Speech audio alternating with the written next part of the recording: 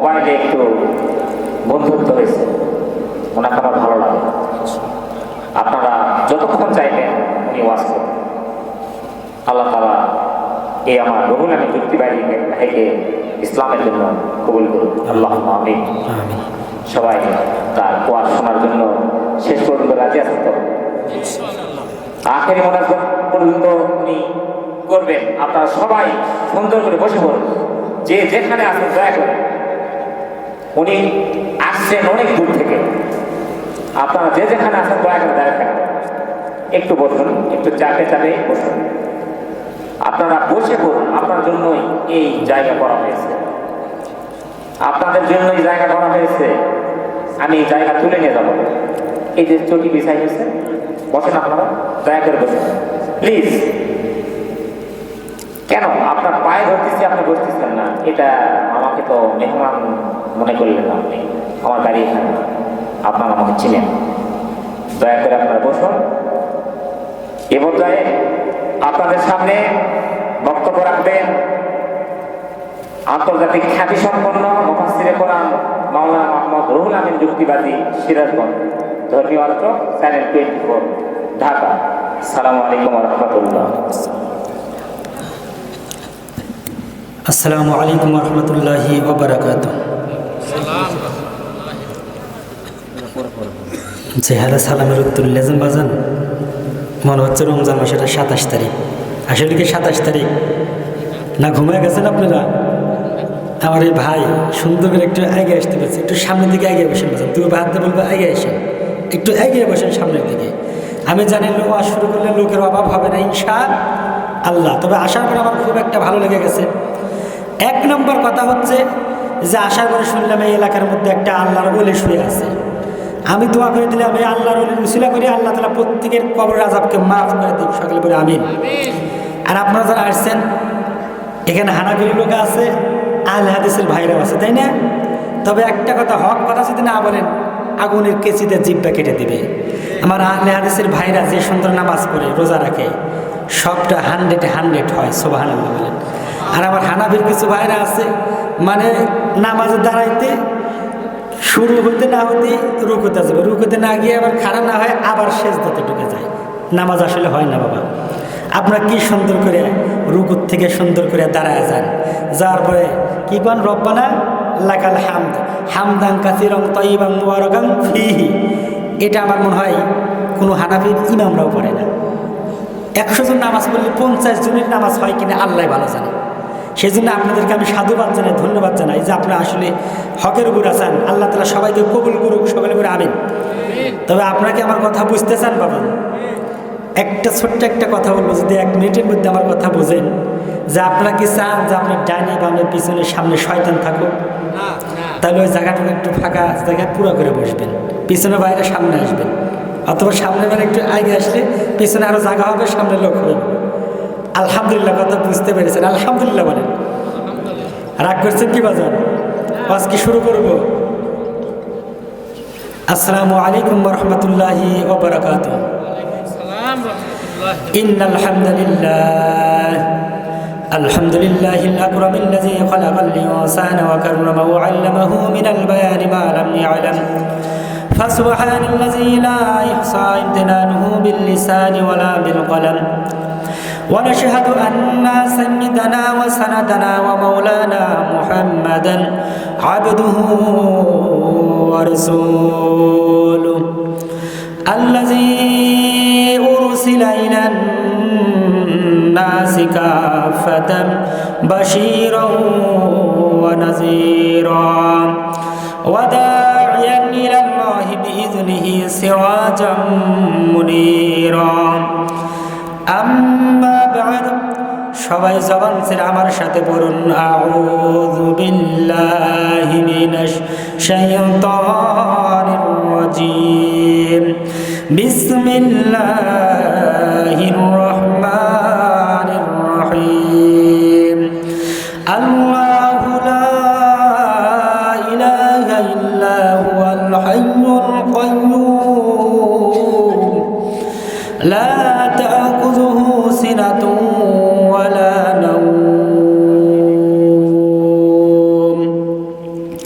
صدق الله المولانا العظيم وقال رسول الله صلى الله عليه وسلم من بنى لله مسجدا بنى الله له بيتا في الجنة أو كما قال عليه الصلاة والسلام وقال الله تعالى في شان حبيبه إن الله وملائكته يصلون على النبي يا أيها الذين آمنوا صلوا عليه وسلموا تسليما সবাই আমার সাথে দরুদ ইব্রাহিম পড়েন আল্লাহুম্মা সাল্লি আলা মুহাম্মাদ ওয়া আলা আলি মুহাম্মাদ কামা সাল্লাইতা আলা ইব্রাহিম ওয়া আলা আলি ইব্রাহিম ইন্নাকা হামিদুম মাজিদ اللهم بارك على محمد وعلى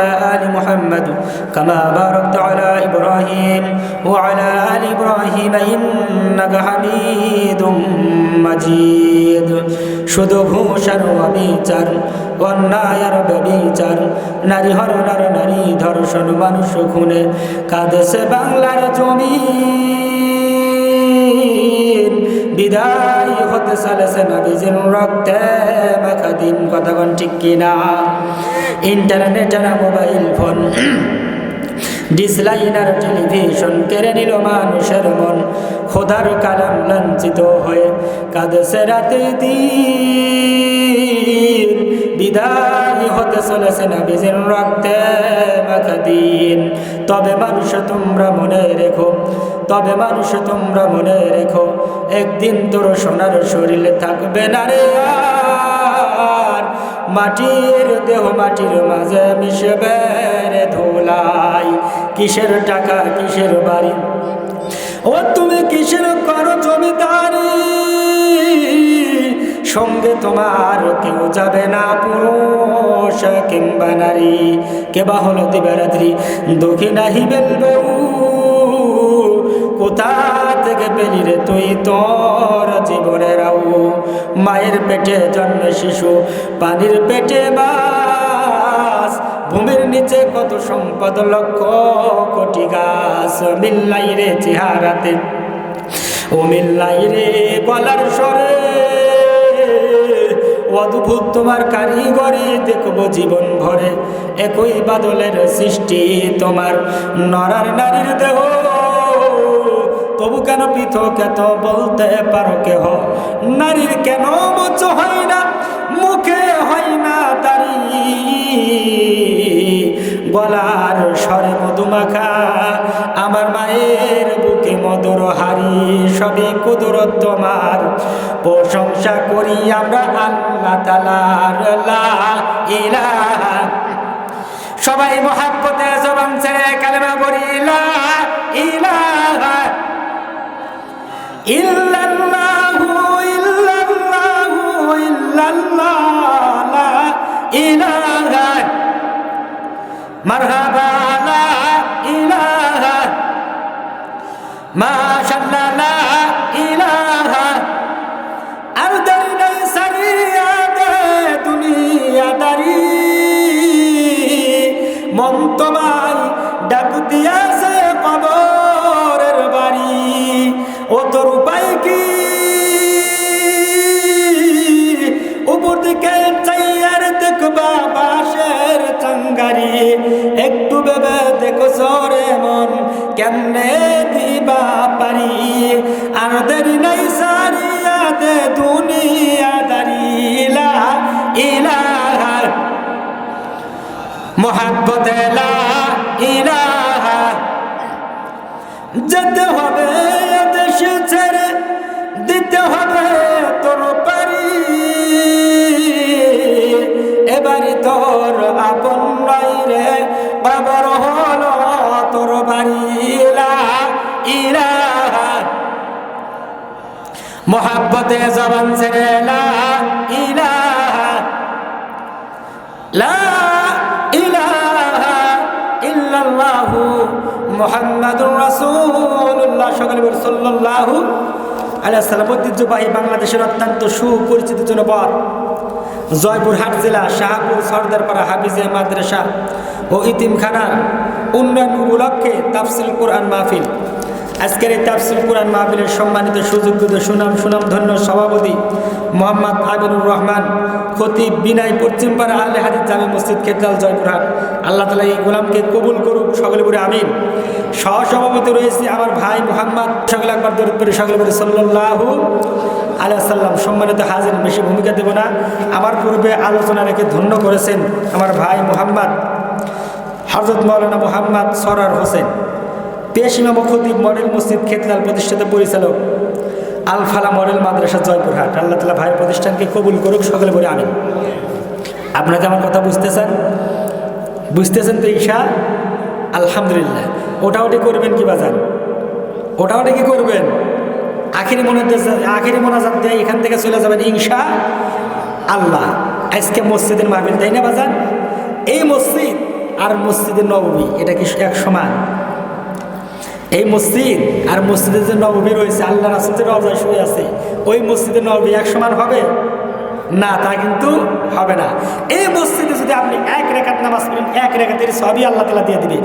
আর যদি মসজিদ নববীর ভিতরে আপনি এক রেকাত নামাজ পড়েন, আল্লাহ তাআলা 50,000 রেকাতের সব দিবে। জোরে বলেন সুবহানাল্লাহ। আরে জয়পুরহাটের মুসলমান,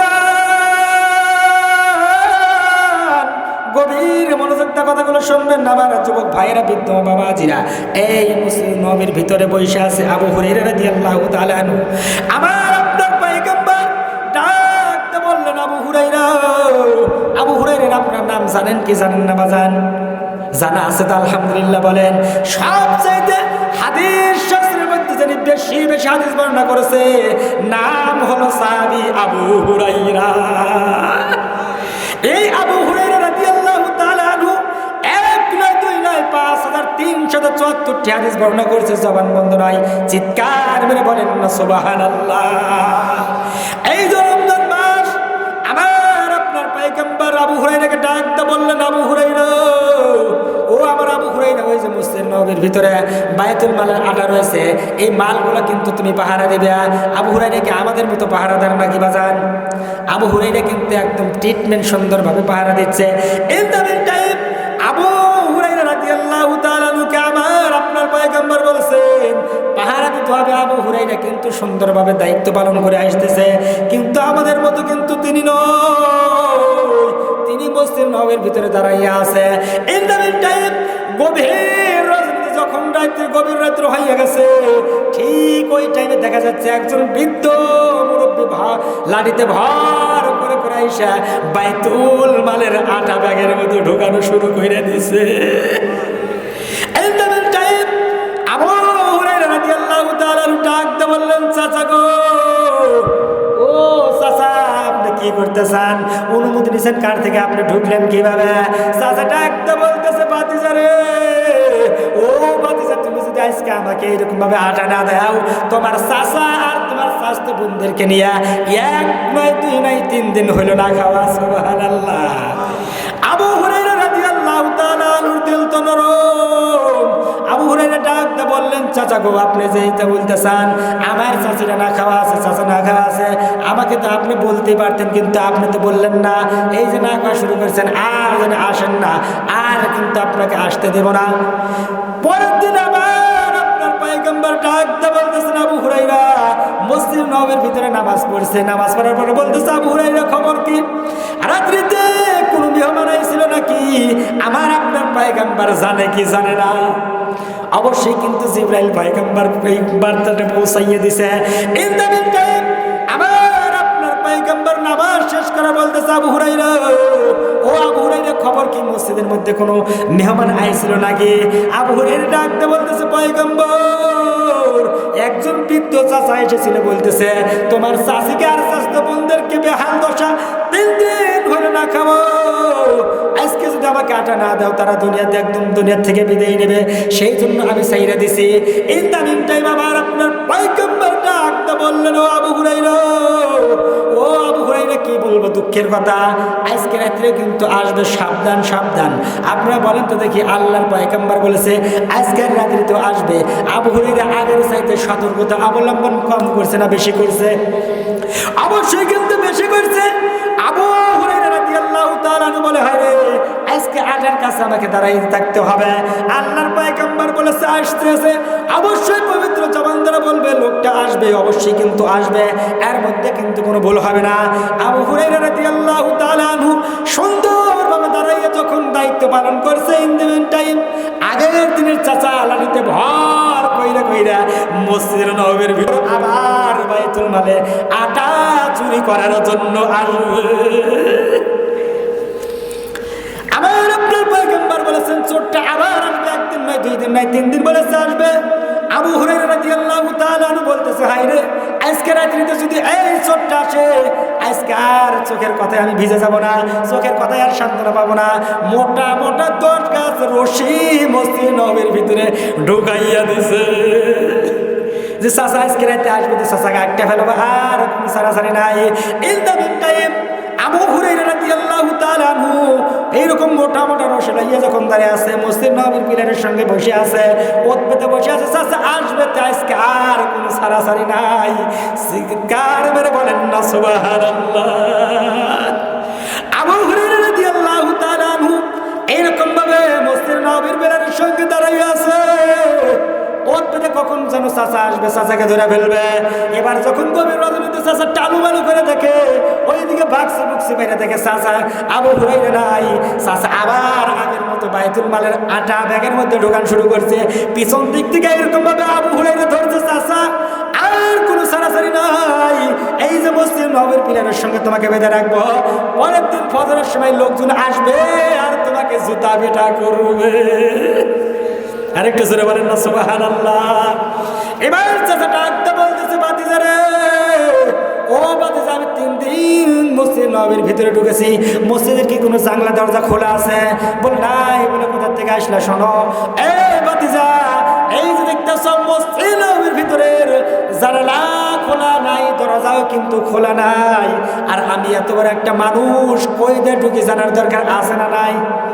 কিভাবে ঢুকি? তুমি বাতিজা শুনবে না? বলো অবশ্যই শুনবো। বলে আমি দুনিয়ার কোনো মানুষ না, আমি এমন একটা গায়েব।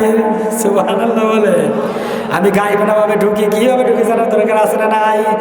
ডাকতে বলতেছে, আবু হুরায়রা, তোমাকে এমন একটা আমল শিখাইয়া দেব, যে আমল যদি তুমি করতে পারো, তোমার জান মাল হেফাজত করবে আমার আল্লাহ।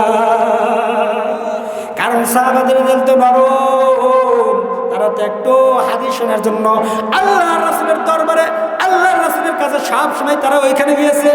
যেহেতু সাহাবী বলছে, ওই সাহাবীকে বলছে তোমাকে আমল শিখাইয়া দেব। অন্য একটা হাদিসের মধ্যে এসেছে, বাজান আমার আপনার পয়গম্বর একটা মজলিসের মধ্যে বসে আছে, ইন দ্য মিন টাইম কিছুক্ষণের মধ্যে একজন মানুষ, আল্লাহর পয়গম্বর বলতেছে, সাহাবারা তোমরা শুনে রাখো, এই যে মজলিস, এই মজলিসের মধ্যে কিছুক্ষণের মধ্যে এমন একজন লোক প্রবেশ করবে, যেই লোকটা মরতে দেরি কিন্তু আমার আল্লাহর জান্নাতে যাইতে দেরি হবে না। আবার একটা বড় দিন মজলিসের মধ্যে আল্লাহর পয়গম্বর কাছে যাওয়ার পর বলতেছে, সাহাবারা তোমরা শুনে রাখো, কিছুক্ষণের মধ্যে জামাতের মধ্যে এমন একজন লোক প্রবেশ করবে, যে লোকটা হবে আল্লাহর জান্নাতি। ওই যে আগের দিন যে বলছে, পরের দিন ওই লোকটা আসছে। আবার দ্বিতীয় দিন সাহাবাদেরকে ডাকতে বলতেছে, ও আমার সাহাবারা তোমরা শুনে রাখো, তোমরা যে শুনে রাখো, এই যে লোকজন তোমরা শুনে রাখো, কিছুক্ষণের মধ্যে জামাতের মধ্যে, এই জামাতের মধ্যে এমন একজন লোক প্রবেশ করবে, যে লোকটা হবে আল্লাহর জান্নাতি। লোকটা মরে না, তাই আল্লাহর জান্নাতে যায় না। নবীর একজন সাহাবী ছিল, যার নাম আব্দুল্লাহ ইবনুল আমর ইবনুল আস রাদিয়াল্লাহু তাআলা আনহু। তিনি একজন সাহাবী ছিল, বিশিষ্ট সাহাবী। আল্লাহর পয়গম্বর বলেছে, একদিন নয়, দুই দিন নয়, তিন দিন বলেছে লোকটা হবে আল্লাহর জান্নাতি। কি এরকম আমল করে আমাদের একটু জানা দরকার আছে না নাই? এই সাহাবী ডাকতে বলতেছে, ভাই গো, আমার বাড়িতে সমস্যা, তোমার বাড়িতে আমি 7 দিন একটু মেহমান থাকবার চাই। সাহাবাদের দিল তো নরম, তাদের বাড়ি যতই কষ্ট হয়, কিন্তু আরেক ভাইকে তারা প্রাধান্য দিত। একজন পানির জন্য মরে যাইতো, নিজে না খেয়ে আরেক ভাইকে খাওয়াইতো। সুবহানাল্লাহ বলেন। নিজের বাড়ির মধ্যে যতই কষ্ট, ডাকতে বলতেছে, ভাই 7 দিন কেন, তোমার যে কয়দিন ইচ্ছা তুমি আমার বাড়িতে থাকতে পারবা, কোনো সমস্যা নাই। কিন্তু আল্লাহর পয়গম্বরের সাহাবী আব্দুল্লাহ ইবনুল আমর ইবনুল আস রাদিয়াল্লাহু তাআলা আনহু যখন ওই সাহাবার বাড়ির মধ্যে গেছে, যাওয়ার পরে 3 দিন থাকার পরে দেখতেছে হাই রে ওই লোকটাও মসজিদ নববীর ভিতরে নামাজ পড়ে, আল্লাহর পয়গম্বরের পিছনে নামাজ পড়ে, ওই লোকটাও সাধারণ রোজা রাখে, ওই লোকটাও রোজা রাখে। 3 দিন যখন পার হয়ে গেছে, যাওয়ার পরে ডাক দিয়ে বলতেছে ভাই গো, ও ভাই তোমার একটু গোপন আমল জানার জন্য আমি এসেছিলাম। এর কারণ 1 নয় 2 নয়, আল্লাহর পয়গম্বর 3 দিন বলেছে তুমি হবে আল্লাহর জান্নাতি। আল্লাহর পয়গম্বর বলেছে তুমি মরো না, তাই আল্লাহর জান্নাতে যাইতে পারো না, তুমি কি আমল করো? তুমি তো দেখতেছি সাধারণ আল্লাহর পয়গম্বরের পিছনে নামাজ পড়ো, আমিও নামাজ পড়ি, তুমি রোজা রাখো, আমিও রোজা রাখি, তুমি দান সদকা করো, আমিও করি, তোমার তো কোনো গোপন আমল আমি দেখলাম না। ইন দ্য মিন টাইম ওই সাহাবী আব্দুল্লাহ ইবনে আমর ইবনে আস রাদিয়াল্লাহু তাআলা আনহুকে ডাক দিয়ে বলতেছে ভাই গো, ও ভাই কি বলবো দুঃখের কথা, আমি যে গোপন আমল করি, গোপন আমল আমার আল্লাহ ছাড়া দুনিয়ার কেউ জানে না। সেই গোপন আমল কি জানার দরকার আছে না নাই বাজান? সেই গোপন আমল হইলে আমি যখন দুনিয়ার মধ্যে চলাফেরা করি, অনেক মানুষ আমাকে কষ্ট দেয়, অনেক মানুষ আমাকে গালি দেয়, আমি শুনেও কিন্তু না শোনার বান্দরি। অনেকে এমনকি আমার গায়ের মধ্যে আঘাত করে, শরীরের মধ্যে আঘাত করে। আমি যখন রাত্রিতে ঘুম আসতে যাব, বালিশের উপর মাথা রেখে যে সমস্ত লোকজন আমাকে কষ্ট দিয়েছে, ওই সমস্ত মানুষদেরকে আমি নিজের থেকে মাফ করে দিই। এই মাফ করে দেওয়ার কারণে আল্লাহ আমাকে মাফ করে দেওয়া জান্নাতি মানুষদের তালিকাই করেছে।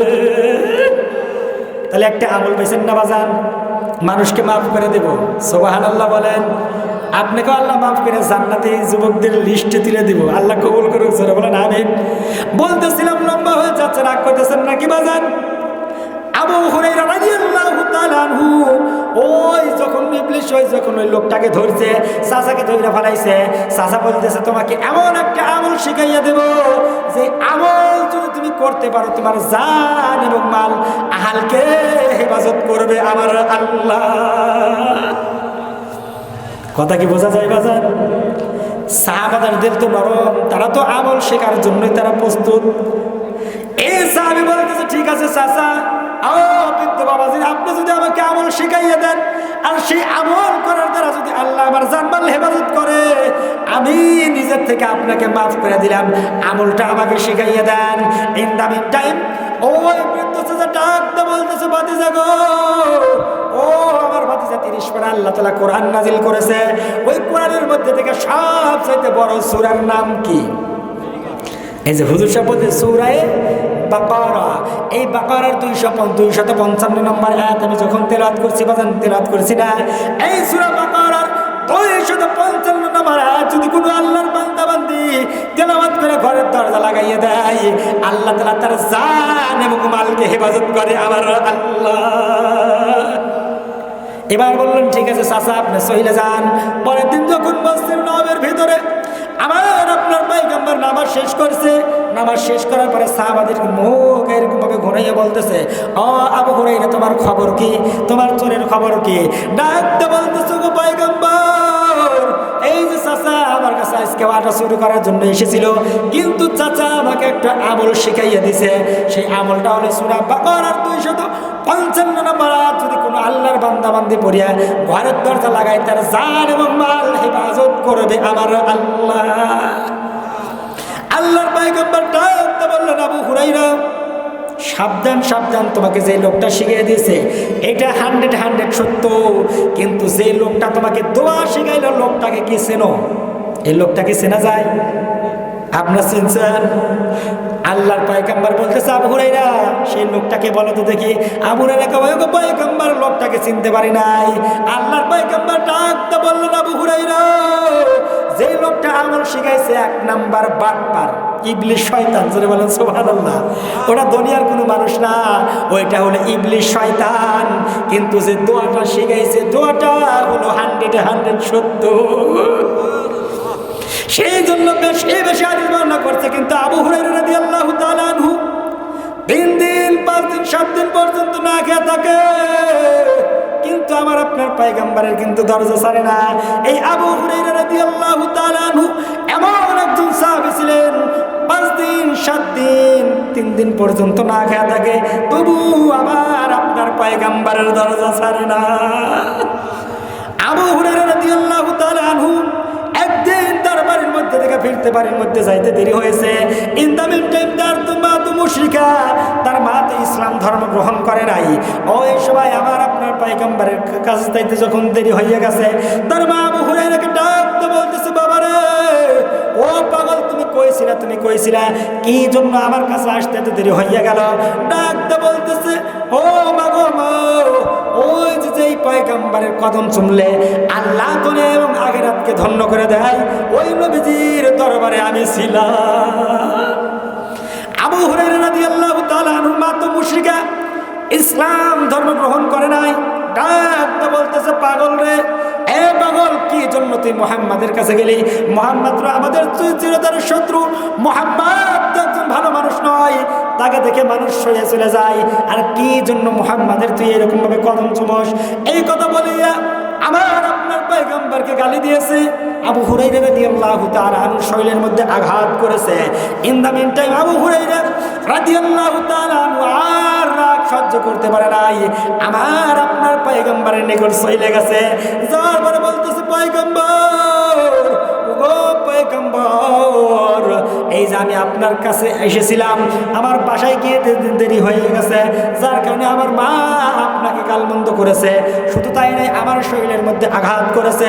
আমার আপনার পয়গম্বর ডাকতে বলতেছে, আবু হুরায়রা, এ পাগল, তুমি একটা কথা মনে রাখো, তুমি যদি নবীজির বিশিষ্ট সাহাবী হও, আল্লাহর যদি খাস বান্দা হও, আমার যদি তুমি একদম পার্সোনাল সাহাবী হও, তোমার মা যদি মুশরিকা হয়, তোমার মা যদি কষ্ট পায়, তোমার পিতামাতা যদি কষ্ট পায়, তোমার জন্য আল্লাহর জান্নাত হারাম হয়ে যাবে। জবান বন্ধ নাই, চিৎকার মেরে বলেন না নাউযুবিল্লাহ। আবু হুরায়রা রাদিয়াল্লাহু তাআলা আনহু ডাকতে বলতেছে, পয়গম্বর, আমি তো আমার মার জন্য আপনার কাছে বিচার দায়ের করি নাই, আপনি তো মুস্তাজাবুদ দাওয়া, আপনি একটা দোয়া করতে দেরি, কিন্তু আমার আল্লাহ কবুল করতে দেরি হবে না। আপনি একটু আমার মার জন্য দোয়া করবেন।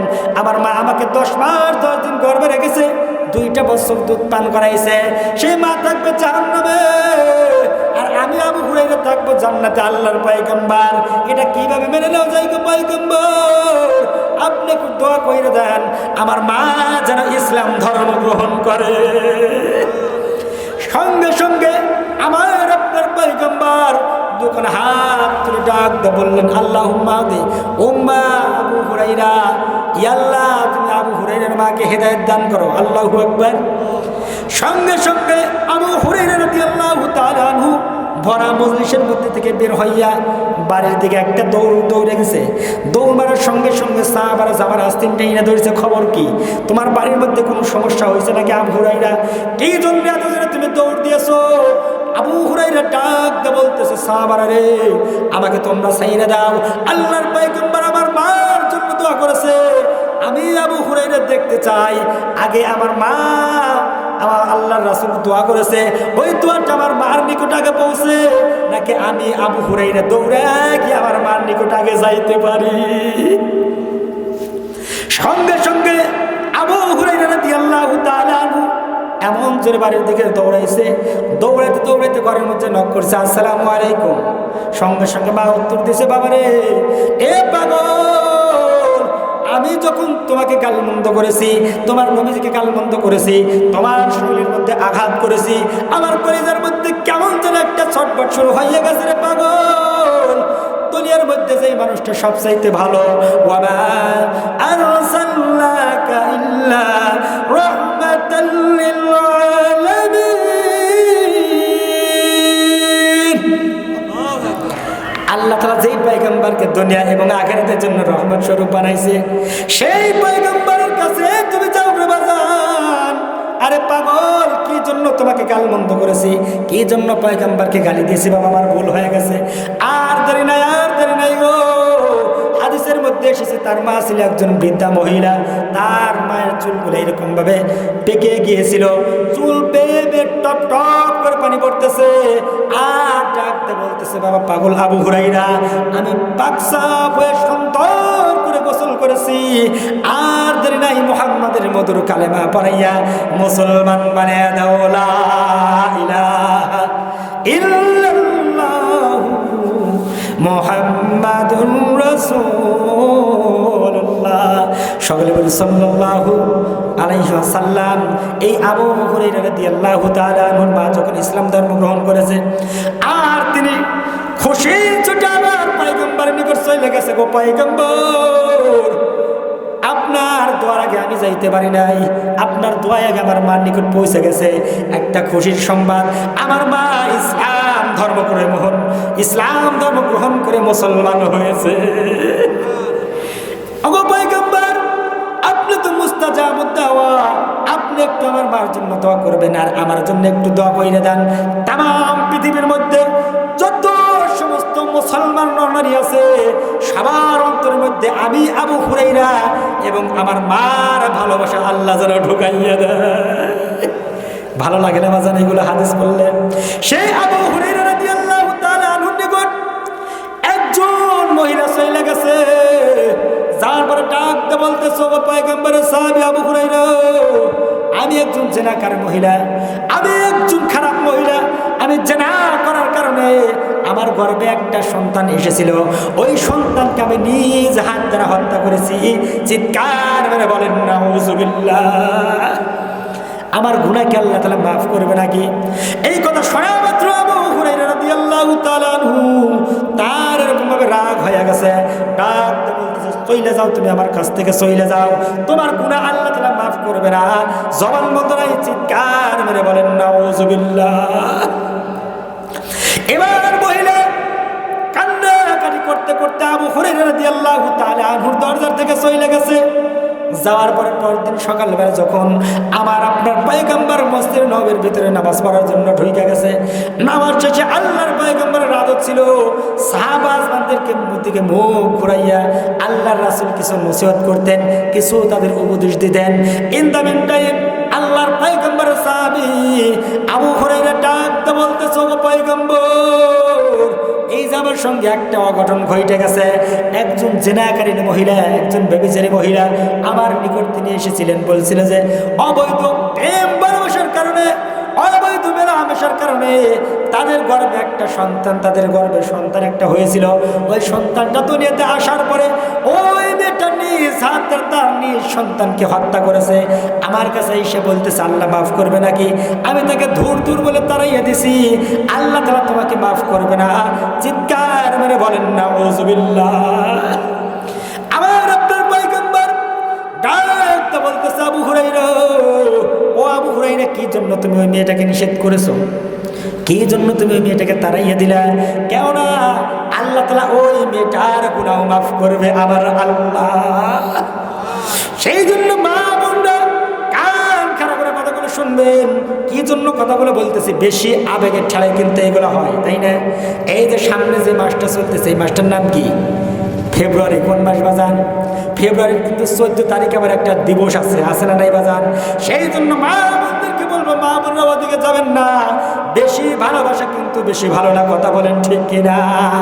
এই আবু হুরায়রা রাদিয়াল্লাহু তাআলা আনহু এরকম ভাবে আল্লাহর পয়গম্বর যখন মসজিদে নববীর ভিতরে মুখ এরকম ভাবে ঘুরাইয়া সাহাবাদেরকে বলতেছে, সাহাবা তোমাদের খবর কি? আবু হুরায়রা বলতেছে, আল্লাহর পয়গম্বর, আমার কাছে একজন মহিলা এসেছিল, ওই মহিলা জেনা করার পরে তার গর্ভে একটা খারাপ সন্তান এসেছিল, ওই সন্তানকে নিজ হাত দ্বারা হত্যা করেছে। চিৎকার মেরে বলেন নাউযুবিল্লাহ।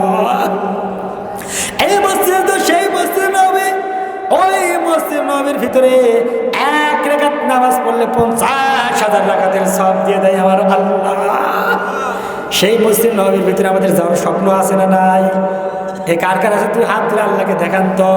এই হাতগুলো তুলেন, আল্লাহ হাত কবুল করেন, লিল্লাহি তাকবীর। আল্লাহ হাতগুলা কবুল করেন। মনে কি যে বেদনা আমার আল্লাহ সারা জানে না, মন চাই যেতে সোনার, বলতে পারেন না মদিনা, মনে কি যে বেদনা আল্লাহ সারা জানে না, মন চাই যেতে সোনার। নীরবে নির্জনে কাঁদি যে গোপনে, রাসূলের দিদার আমরা পাবো যে স্বপনে। আল্লাহু আকবার। নীরবে নির্জনে কাঁদি যে গোপনে, রাসূলের দিদার আমরা পাবো যে স্বপনে। দিদারের আশায় কেঁদে বুক ভাষায়, দিদারের আশায় কেঁদে বুক ভাষায়, তবু দিদার তোমার মেলে না, মনে কি যে বেদনা আমার আল্লাহ ছাড়া জানে না, মন চাই যেতে সোনার, আরেকটু বলেন মন চাই যেতে সোনার। আল্লাহ কবুল করুক, জোরে বলেন আমিন। সেই জন্য বলতেছিলাম আবু হুরায়রা রাদিয়াল্লাহু তাআলা আনহু ডাকতে বলতেছে, পয়গম্বর এই যে একজন মহিলা এসেছেন নিজ হাত দ্বারা সন্তানকে হত্যা করেছে, আমরাও কিন্তু করি, অনেক মা বোন আছে যখন 2 মাস 3 মাস যাওয়ার পরে দেখে লেডিস নাকি পেটের মধ্যে জন্ডিস, এগুলো অ্যাবর্শন করে অ্যাপল আবার নষ্ট করে, কথা বলেন ঠিক কিনা? অনেকের জীবনের মধ্যে যদি হয় থাকে, মা বোনেরা আপনাদেরকে দুবা হাতে বলবো, তওবা করেন আর খারাপ কামে যায় না, আল্লাহ তাআলা আপনার গুনাহ মাফ করে তা জান্নাতের তালিকায় তুলে দেবে। আল্লাহু আকবার। সেই জন্য মা বোনদেরকে বলবো, মা বোনেরা ওই খারাপ দিকে যাবেন না, এই জানের কিন্তু হিসাব কেউ দিতে পারবে না। 1 নম্বর কথা হলো আপনারা যদি ভুল করে থাকেন তওবা করেন। আল্লাহর পয়গম্বরকে ডাকতে বলতেছে, পয়গম্বর কত বড় গুনাহ করছে চিন্তা করছেন নাকি? জেনা ব্যভিচার করছে, তারপরে গর্ভে সন্তান এসেছিল, ওই সন্তান দুনিয়ার মধ্যে আসছে, তারপরে সন্তানকে নিজ হাত দ্বারা হত্যা করেছে, কত গুনাহ করেছে। আল্লাহর পয়গম্বর ডাকতে বললেন, আবু হুরায়রা ওই মেয়েটাকে তুমি কি বলেছো? বলে মেয়েটাকে আমি বলেছি, যাও তোমার মতো খারাপ নষ্ট মহিলা এই আসমানের নিচে জমিনের উপরে একটাও নাই। সঙ্গে সঙ্গে আল্লাহর পয়গম্বর ডাকতে বললেন, আবু হুরায়রা কি করেছো তুমি, কি করেছো? মেয়েটা যতই গুনাহ করুক আমার আল্লাহর রহমতের চাইতে কিন্তু বেশি গুনাহ করে নাই। আল্লাহ তাআলা বলছে, কুল ইয়া ইবাদিয়াল্লাযীনা আসরাফু আলা আনফুসিহিম লা তাকনাতু মির রাহমাতিল্লাহ। আপনি বলে দেন, যারা নিজের নফসের উপর জুলুম করেছে তারা যেন আল্লাহর রহমত থেকে নৈরাশ না হয়। আল্লাহ তাআলার কাছে যদি তওবা করে আল্লাহ তাআলা খুশি হইয়া বান্দার তামাম জিন্দেগির গুনাহ খাতাগুলো মাফ করিয়ে দিবে। সেই জন্য আল্লাহ তাআলা আয়াত নাযিল করেছে, লা তাকনাতু মির রাহমাতিল্লাহ, আমি আল্লাহ আমার রহমত থেকে তোমরা নৈরাশ হয়ো না। সঙ্গে সঙ্গে আবু হুরায়রা ডাকতে বলতেছে, পয়গম্বর আমি তো ভুল করে ফেলেছি, মেয়েটাকে সরাইয়ে দিয়েছি, এই মেয়েটা এখন কোথায় গেল? কোথায় তাকে আমি খুঁজবো, কোথায় দেখবো?